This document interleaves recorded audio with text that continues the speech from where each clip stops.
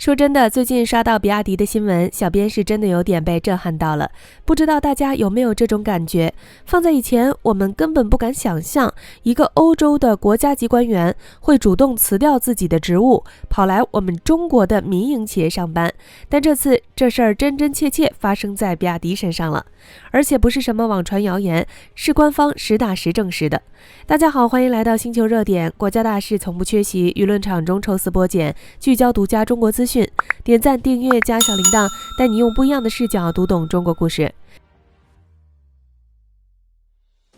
7月15号，匈牙利前外交部长西雅尔多正式提交了辞呈，直接辞去自己做了20多年的国会议员职位，彻底退出政坛。而他接下来的新工作就是加入比亚迪，担任集团的高级管理岗位，主要负责比亚迪在欧洲的对外对接和市场拓展。说实话，看到这儿，小编感触真的特别深。早些年一直都是我们国内的人才往国外跑，国内的从业者挤破头想进外企工作。那时候大家默认国外的品牌、国外的平台就是更厉害，但现在的局势完全反过来了。欧洲深耕政坛几十年的资深大佬主动放弃自己的身份和仕途，选择加入中国车企，这种变化真的很能说明问题。很多人可能不了解这个人，小编简单给大家捋一下他的履历，听完你就知道这件事的分量有多重了。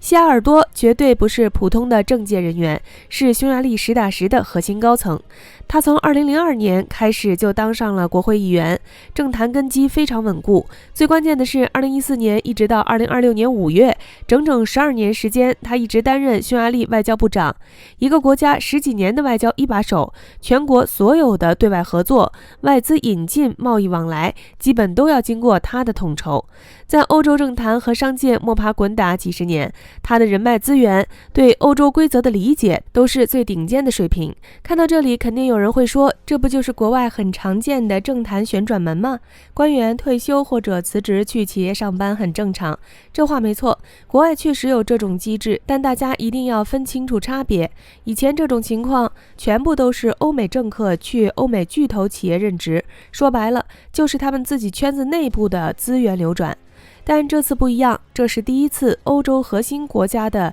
顶级政客跳槽到我们中国的民营企业，这已经不是简单的人员流动了，是中国企业的实力真正得到了欧洲顶层圈层的认可，是我们主动吃透了国际规则，反向利用规则为自己出海铺路。大家也别觉得他是临时起意跨界跳槽，他和比亚迪的合作根本不是一时兴起，是长期磨合下来的顺其自然。比亚迪能顺利扎根欧洲，匈牙利是最关键的一步，而这一切全程都是西雅尔多在对接推进。2023年，就是在他的推动下，比亚迪敲定了欧洲第一座整车工厂，正式落地匈牙利，拿到了进军欧洲市场的关键入场券。不止建厂，2025年还是靠他牵头协调，比亚迪把原本设在荷兰的欧洲区总部和研发中心全部搬迁到了匈牙利布达佩斯，从建厂试水到总部研发中心落地深耕，两步关键布局，彻底让比亚迪在欧洲站稳了脚跟。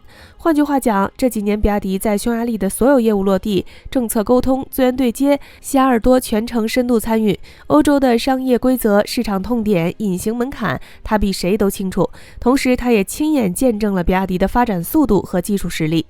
很多人都好奇，他放着风光稳定的国家外长不当，为什么偏偏选择入职比亚迪？单纯是看好新能源行业吗？其实远不止这些。小编给大家客观分析一下，匈牙利虽然国家不大，但汽车产业基础特别扎实，是欧洲知名的汽车工业重地，全世界能同时拥有宝马、奔驰、奥迪3大豪华品牌整车工厂的国家寥寥无几，而匈牙利就是其中之一。在这种老牌豪车云集、行业竞争极度内卷的市场里，西雅尔多愿意放弃政坛前途，选择比亚迪，答案已经很明显了。在他眼里，对比一众老牌欧美车企，比亚迪的技术模式和发展潜力才是未来新能源赛道的主流。他非常看好比亚迪后续的行业地位。站在比亚迪的角度来说，这次的合作也是双赢。做海外市场的人都知道，车企出海造车不难，难的是搞定当地的政策、人脉和本土规则，避开各种隐形壁垒。有西亚尔多这样熟悉欧洲顶层规则的人坐镇，比亚迪在欧洲建厂、扩产、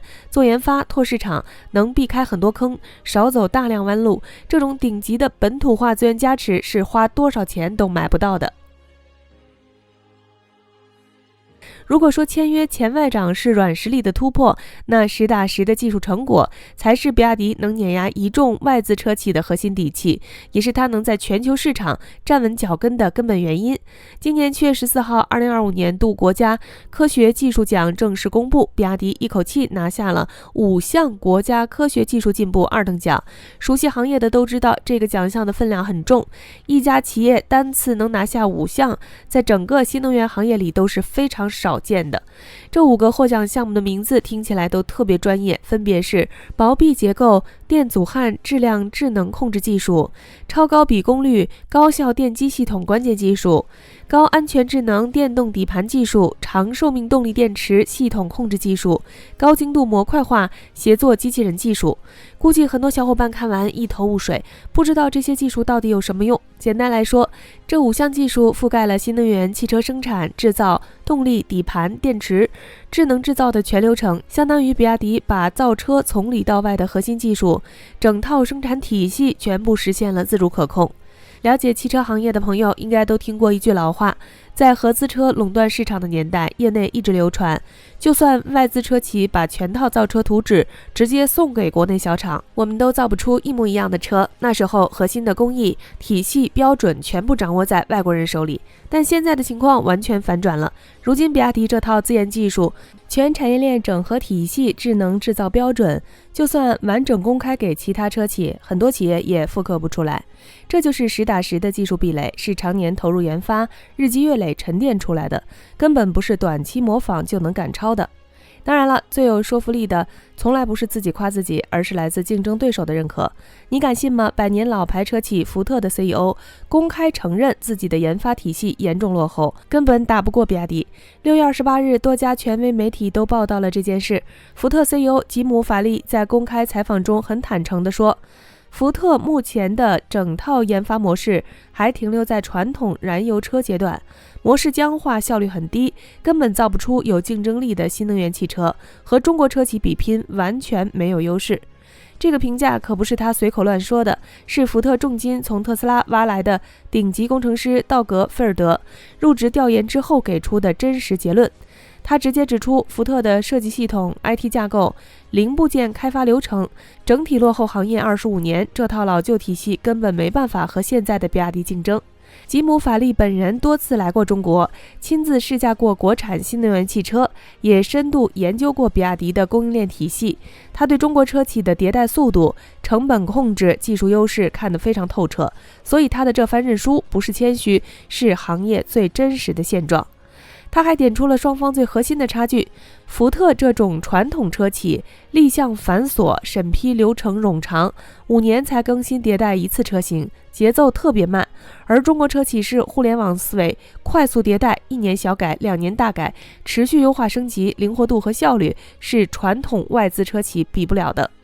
还有一个最无解的差距就是成本，比亚迪全产业链垂直整合，电池核心零部件全部自己研发生产，光是电池成本就比福特外购宁德时代的成本便宜30%，这30%的差距是福特现有体系根本无法逾越的鸿沟，很难追平。不止车企高管认可，全球顶级财经媒体 CNBC 也给出了非常客观的评价。7月13日 ，CNBN 发布了一篇深度报道，探讨中国如何主导全球电动车工业。文章提到，中国车企早就不只是简单的出口汽车产品了，现在是直接把整套产业链、整套制造体系传输到全球。匈牙利、巴西、印尼、泰国越来越多的海外工厂落地，彻底改写了维持100年的全球汽车格局。海外网友的评论也特别真实。德国网友坦言，比亚迪的电池技术壁垒很高，短期内很难被复制。英国网友直接说，这场竞争其实已经结束了，中国赢了，